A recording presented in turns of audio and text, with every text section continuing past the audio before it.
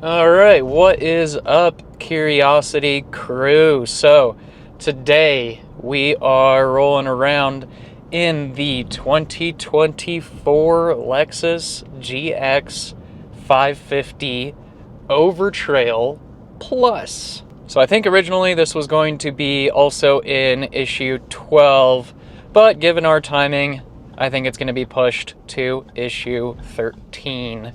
So I will link to the Shift Colorado magazine website below so you can keep an eye out for that. But yes, today we are going to be answering the question of whether or not you can daily drive one of these bad boys. We'll talk about exterior, interior, tech, gas mileage, reliability, and a whole lot more. So first, I gotta say that this is gotta be my third or fourth favorite press vehicle we have had since I've been a part of Shift Colorado. And I'm not much of an SUV guy. I think I lean a little bit more towards trucks, but like this is something cool, something special. Let's talk about the driving experience. So the first thing that I noticed is that this is a relatively large vehicle by modern standards. It definitely drives a lot like a real truck. And that could be the Overtrail Plus package talking, but this thing feels a lot like a hardened, old school Silverado, which I do like that a lot. I feel right at home in that case. Like as you go over bumps, you can tell that this thing is kind of meant for the trails. And what's funny is that I've actually been in this 2 times before. I was just riding passenger, but it was once at the Toyota event with RMDE and RMAP last year, and then again during the RMDE 4x-fall experience. I'm just glad I finally get to drive this thing because I've always been curious. But yeah, talking about power and braking now. So there is plenty of power in this thing. You step on the pedal, and it goes. Still using a traditional ICE or internal combustion engine, which is fantastic in my opinion. I believe this is a 6-cylinder turbo, but if I'm wrong, I'll correct myself later in the vehicle, or later in the movie. God, later in the video. Wow. But yes, from a power perspective, this thing is not lacking, especially for how giant it is. It gets up to speed quick. And the power feels pretty linear too for it being turbo. Like sometimes with a lot of turbo cars it can be a bit jerky. With this one it's certainly not the case.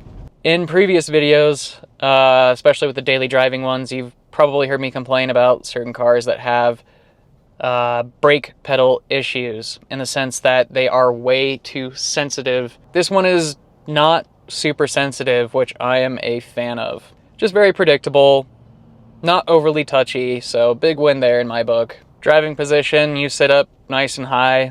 You definitely get a lot of body roll, but that's to be expected in a car like this. Visibility around you is perfect.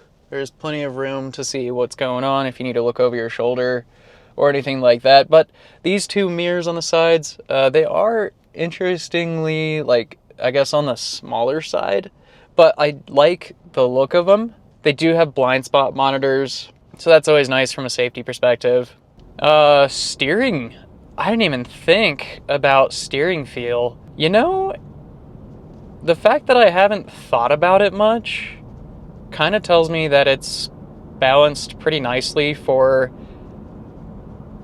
a vehicle like this. It's got a nice notch in the middle. You're not... Actually, yeah, that's a big difference between the GX 550 that we have here and like your traditional truck, whether that be like a GMC, Chevy, or Ford.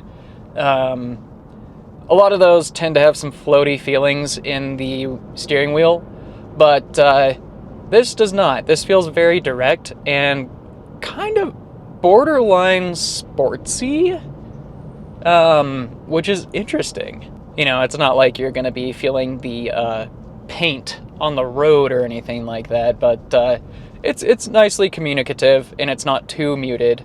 So big fan there. Turning radius is pretty rough. I kind of find myself feeling like I'm going to be going over pretty much every curb in a parking lot. But we don't really need to worry about that much because this thing will just ride right over it. So there isn't a whole lot of road noise that comes through either. This is very nicely sound dead end in here. It's nice and quiet, very peaceful. Let's go ahead and try putting it into a different drive mode, shall we? Oh, mode select, here we go. There's 3 different mode options here. Or like, you have 3 different buttons technically. That's kind of insane. You've got one mode here on the steering wheel, which I'm pretty positive is for your auxiliary and, you know, changing your audio source and so forth. You've got another mode select knob here that you can spin, and that actually is the one that changes the driving mode. And then down here, you've got another button that says drive mode. And initially I was pressing that to try and get it to switch into like sport and its other driving modes. But turns out those are actually more for the trail, because you've got MTS and then DAC and crawl, it looks like. So yeah, those are definitely more meant for your actual overlanding experience there. And then drive mode is what we're doing right now. We're just driving around on the street. But let's check out some of these different modes. So we have a Sport S mode. We have a Sport S Plus mode.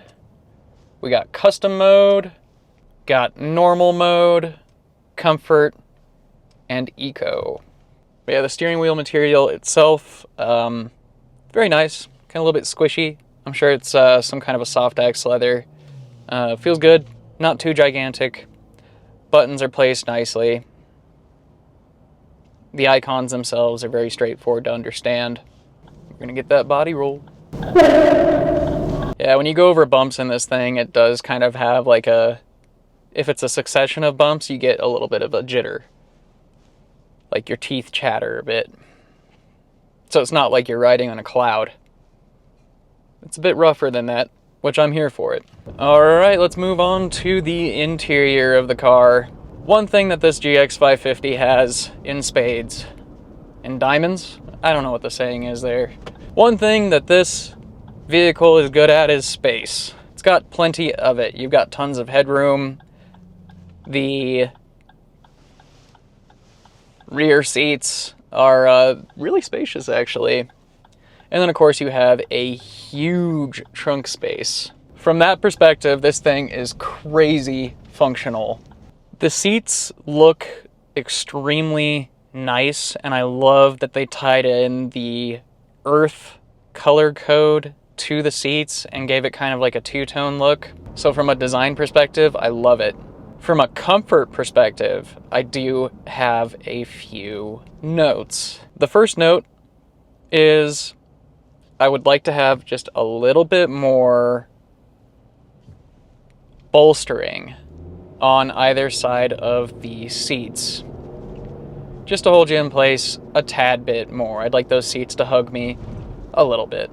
Give me a nice little hug. Now my other note, and this is more of a complaint, is the seat design itself. The bottom part of the seat, I feel like, needs to be extended out just a little bit more, because I've noticed that I don't have a whole lot of thigh support. So it does feel weird when driving it because your legs are kind of tense. At least mine are. And maybe there's a way to fix that with the seat controls on the side, but I've fussed with them a decent bit. Couldn't figure out a solution to that. But yes, I would like the bottom of the seat to kind of touch the knee a little bit more, create some more support for the leg itself. Speaking of seating controls, this does have lumbar support, so that makes me smile. But the lumbar support does not go up and down. So that's a drawback. Everything else is power seats, so plenty of adjustment there. Oh yeah. And a wonderful thing. A truly wonderful thing, ladies and gentlemen. Do you see how perfectly placed my arm is for driving this car, thanks to the armrest?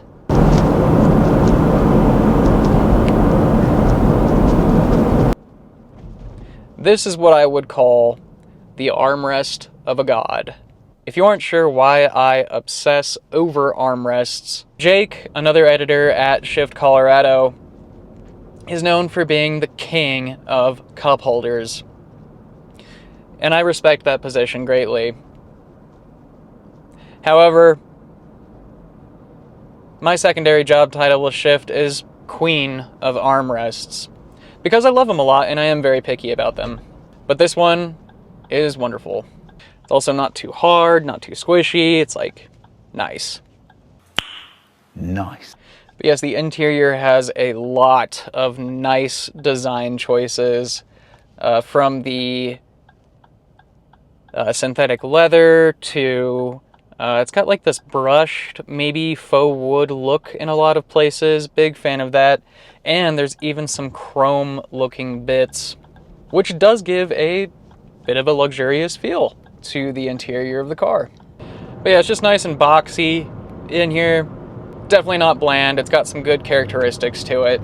One of my favorite things about the interior actually has to do with the climate control. It's kind of got this interesting digital and physical element to it, where you've got little dials on either side that allow you to adjust what temperature you would like the interior to be, and it can change. You know, it can operate independently. You can have it set for one temperature on the driver's side and another temperature for the passenger side. Dual climate, I think is what they call that. But yeah, I like this way better than, I think it was the Porsche Cayenne. Had kind of a similar look where it was like physical buttons, but also kind of digital. And by digital, I mean like flat screen. But on that one, it was like if you press certain buttons, the entire screen would move down, or like the entire surface would. So that was very odd in my opinion. This doesn't have any of that. You do have plenty of grab handles on the interior. You've even got an oh shit handle like way up here.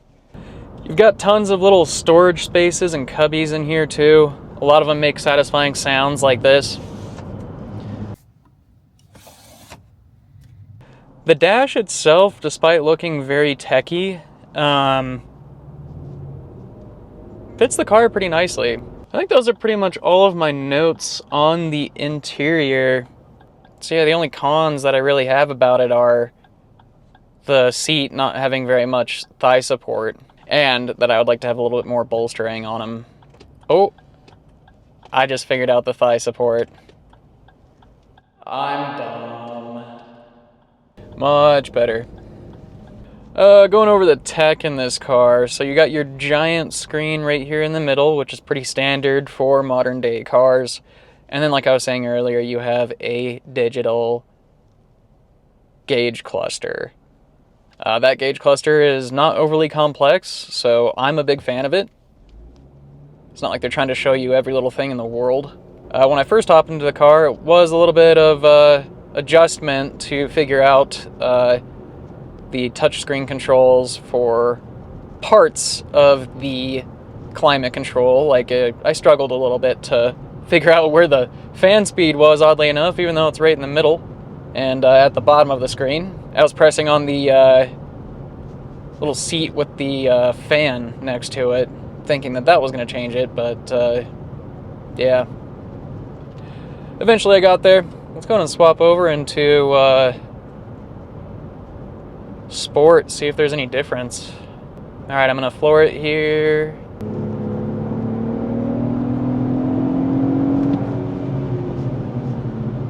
Yeah, it feels good. I'm going to swap it back into Eco.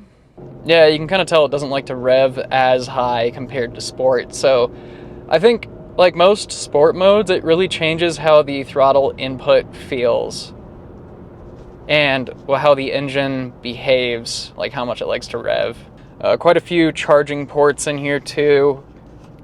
Tiny little cubby hole for the the cigarette lighter.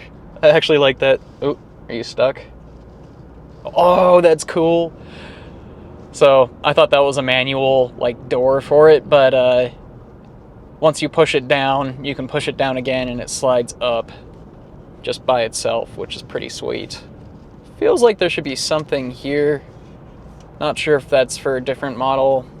The HVAC vents are super nice, very easy to understand. Your glove box is plenty large enough. You can hold a lot of gloves in there.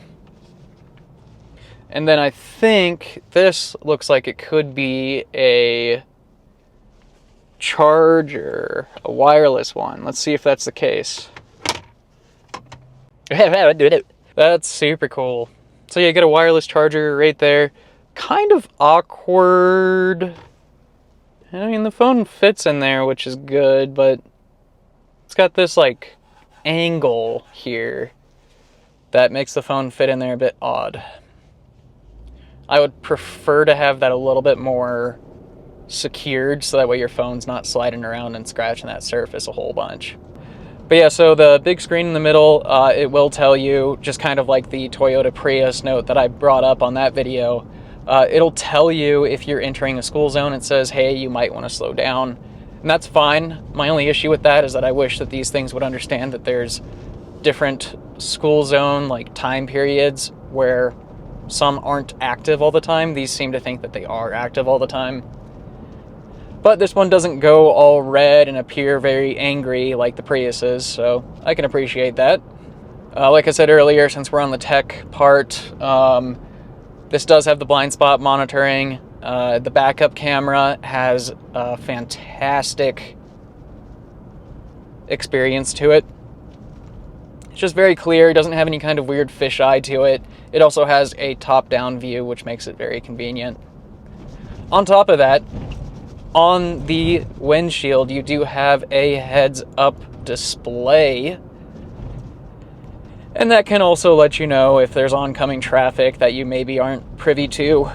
But the screen itself also will highlight objects that you may or may not run into while you're parking. And of course you have some beeps and bongs go off to help you understand how close you are. Now it does look like this has some lane assist to it. And I've had it on this entire time. I don't think... Yeah, it hasn't yanked me around or anything like that, which is really good. Unlike the VW ID Buzz. It's actually letting me go over the lines. That's weird. I'm gonna try going towards the yellow. Okay. I'm pretty sure it's active. You got your standard voice control over here. So you can probably tell it to navigate wherever. Let's give it a shot, shall we? Navigate to the Lazy Greyhound. I found the Lazy Greyhound. Would you like to go now? No, thank you. So that's always sick. It is interesting that the lane tracing assist, or the, lane assist doesn't really seem to be working super well. All right, we're kind of into some twisties here, so I'm curious if Sport Plus makes it stiffen up the suspension a little bit more so you get less body roll. Ooh. It is interesting, as soon as you put it into Sport or Sport Plus, the engine kind of like jumps up in RPMs, like it's ready to go. I don't know how to describe this, but the steering itself seemed to have tightened up even more, so it feels more direct, which is very impressive. Oh, it almost sounds like there's a little bit of a louder exhaust note. Defender just went by. What a loser.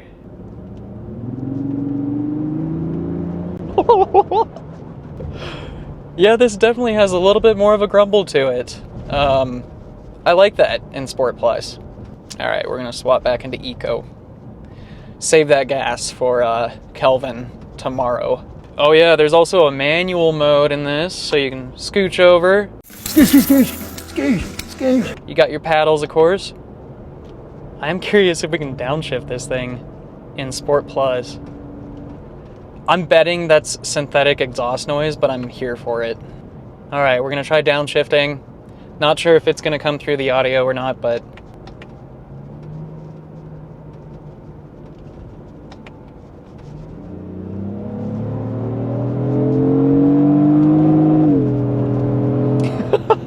Okay, very interesting. So, the reason why I said very interesting is sometimes cars will have like this extra button on the gas pedal where, like, if you're flooring it, it's kind of like the car saying, oh, are you sure you want to floor it? Are you sure about that? And eventually that final button like compresses in, and that's how you get the full acceleration of the vehicle. This has that. Yep.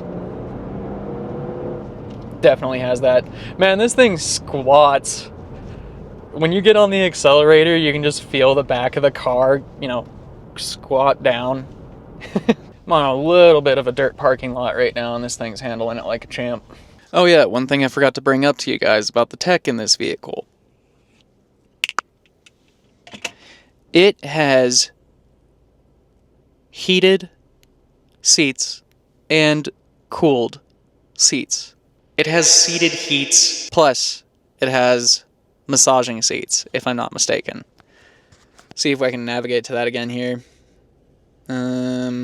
Got the cool. Yeah, we do have a heated steering wheel as well, which is very nice. HUD mode full. Interesting. Minimal? Mode full. Standard. Okay. That's cool. You can change how the heads-up display shows up on your windshield.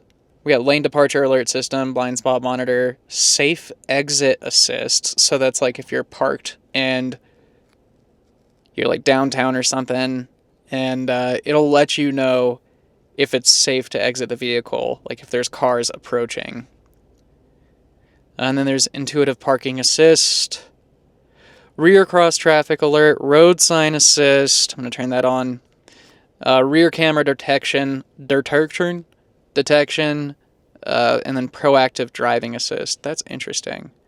So those are all the tech features that the car has from a safety standpoint. I swear to God, there was a way that you could activate a... Let's take a look here. I remember we found the massaging seats pretty quickly. It says yes, the GX 550 does have massaging front seats. Available feature, particularly in luxury plus trim. Oh, this is cool. If you're off-road, you can pull up a off-road information screen, and it'll kind of show you what your drivetrain is doing, show you where your wheels are placed. But it does tell you your pitch, which is sweet. Okay, so how you get to this is that you have to press on this little icon right here, go into seat controls, click on massage, and then it says tap a seat. Now we have all the information pulled up. So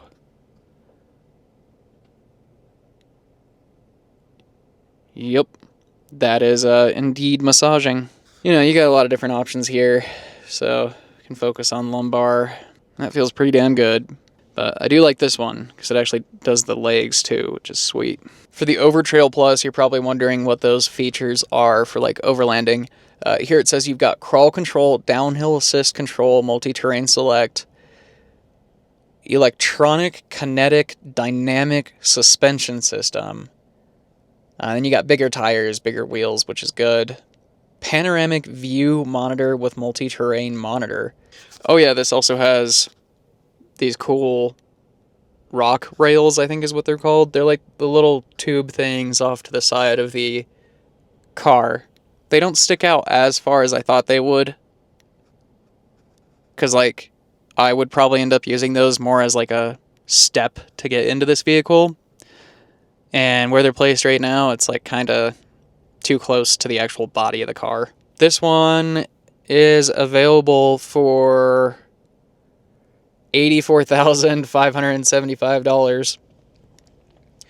You'll get 17 miles per gallon, aka 15 city and 21 highway. And look at that, I was correct. I accidentally just activated the cool box. Wow. Turn that off. But yes, I was correct. It has a 3.4 liter V6 turbo engine with 349 horsepower. This feels a lot faster. It does have a tow hitch on it, and it does have a tow mode. I also just now realized that this has a sunroof, or a moonroof, whatever you want to call it. Just in the front, though. It's pretty nice. Wow, there's like 6 or 7 Monronis in here. I don't think any of them talk about the towing capacity. Yeah, I'm not seeing towing capacity. I'm sure I could find it in the manual, but I'm going to look it up online. Okay, so I guess that this thing can tow up to about 9,000 pounds. It probably won't be very happy at that max level, but that's still pretty impressive. Yes, you have your standard high and low gears here. I think you have locking differentials, which is sweet. And then you've got this really cool feature here. There we go. I figured it out.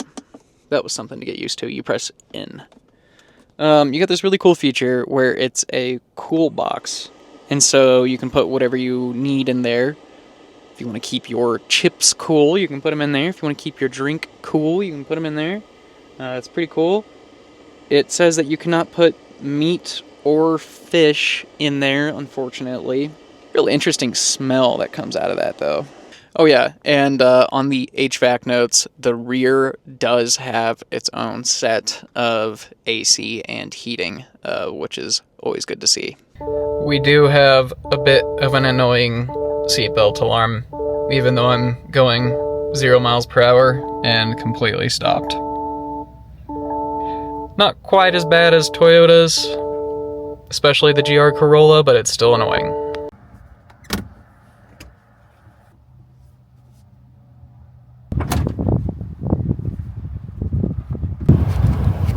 Okay, on the interior note, I got the seats folded that way. I was kind of hoping that they would lay down flat and meet flush with this, but they don't.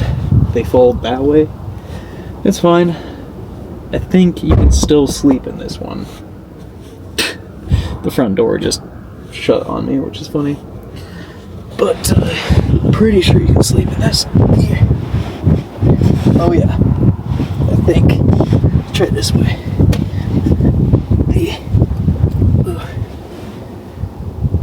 And yep, you definitely can.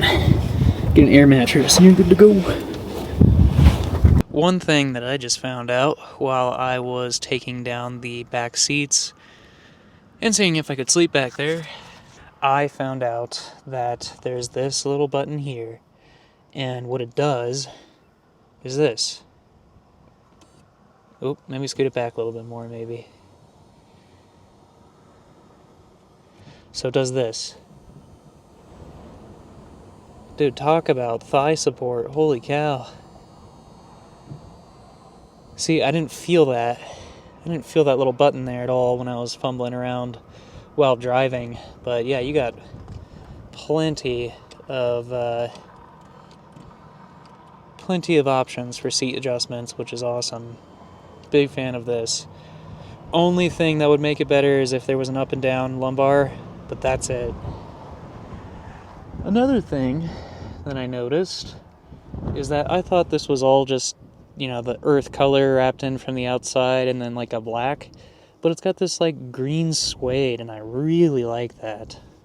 Now, one big gripe that I have with this is that I've worn 3 sets of sunglasses in here, and it will randomly tell me that I am driving with my eyes closed.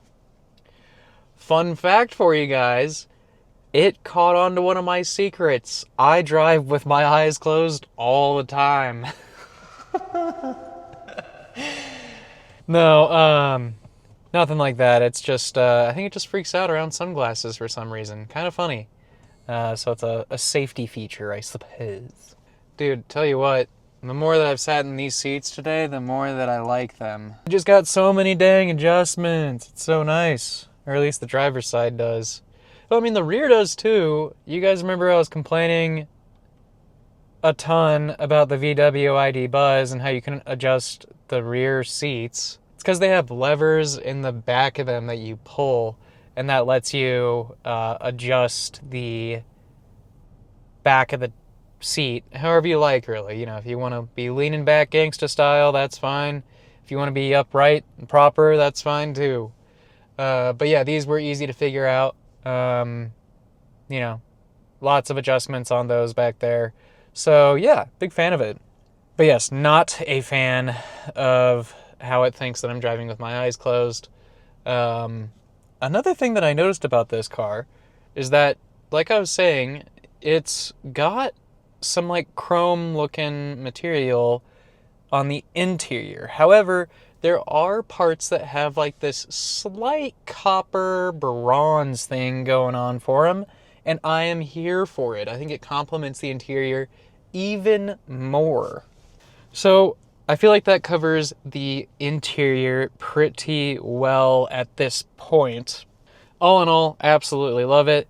It's very luxurious, super comfortable, and it's really got this nice balance of utility, design, just functionality. It's all bundled together nicely. Let's chat about the exterior. I just got done filming it, and we're out here at my favorite Microsoft XP background spot, and by God, it's windy, so my exterior footage is probably not quite as smooth as it usually is. But that's okay.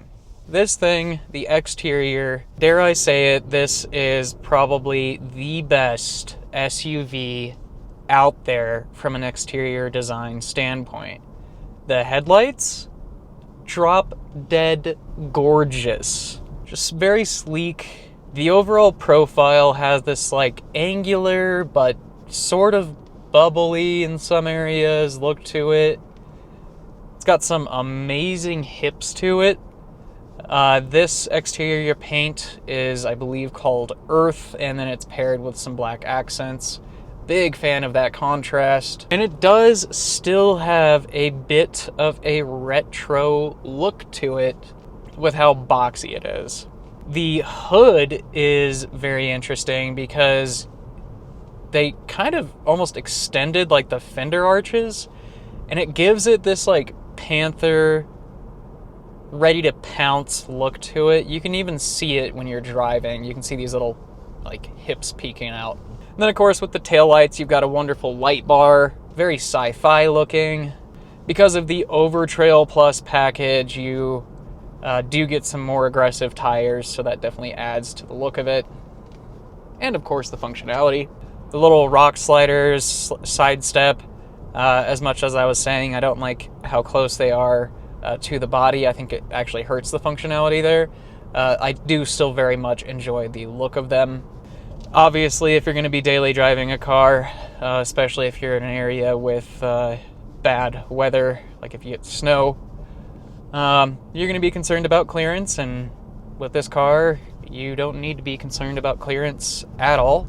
Oh yeah, and with the package that this car has, it does have the roof rack, roof rails looking thing, which I'm sure can come in handy for extra storage if you need it. I know in my case, I would definitely not need it. Plenty of room in here. Would I modify anything on this car? Honestly, I think I'd keep it pretty simple. I don't think I would change this car very much, which is generally a good sign. It's a good sign that they made a a banger right out of the gate. Side note, I do think that this is four-wheel all the time. But yes, exterior design, give it an A+. Let's talk about some comparables.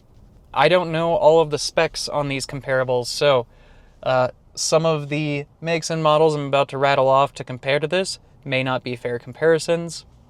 They may have way better functionality than this car. But if I was in the market for a new kind of off-roady SUV or an off-roady truck of some sort, you know, I would probably be looking at Jeeps. I'd be looking at Toyota Tacomas, Toyota Tundras, the 4Runner. I'd probably even be looking at like Ford Expeditions, Ford F-150s. To be honest with you guys, I think I would take this over all of them, especially in a few years as more of them hit the used market.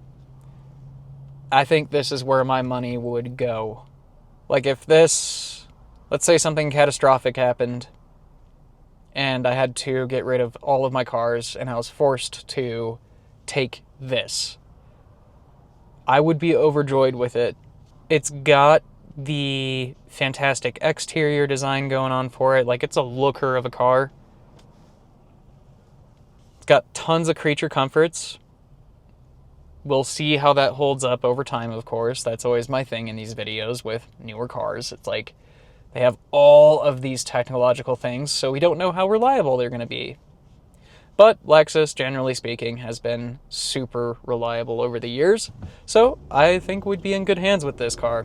Only time will tell, but again, it's got such a wonderful blend of like luxurious features, but it's also like rough and like it can handle it and you can sleep in the back of it. Like, it's so cool. So, wrapping it all together, can you daily drive the 2024 Lexus GX 550 Overtrail Plus? And I would say yes, you absolutely can, and you would be insane not to in 90% of scenarios, maybe even 95. Only time that it might not work too well for you is if you do a lot of work in a tightly packed city. It is a larger vehicle, but you do have a lot of assistance to help you, so that's always nice. But you know, a parking space can only be so big in some scenarios, and this boy don't fit everywhere. And then the only other downside to this would be the miles per gallon. It's not great at all, so if you're conscious about that, might not be the best fit. But otherwise, I think it'd be a great fit as a daily driver.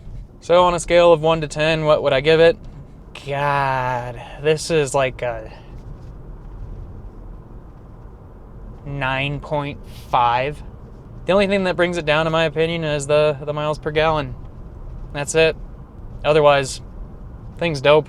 If you're thinking about one, and you have the cash, and don't mind some depreciation, I would say pick this thing up ASAP. But if you are conscious about the depreciation and kind of want to see how these things fare over the years, I'd say give it a few years and pick one up on the used market.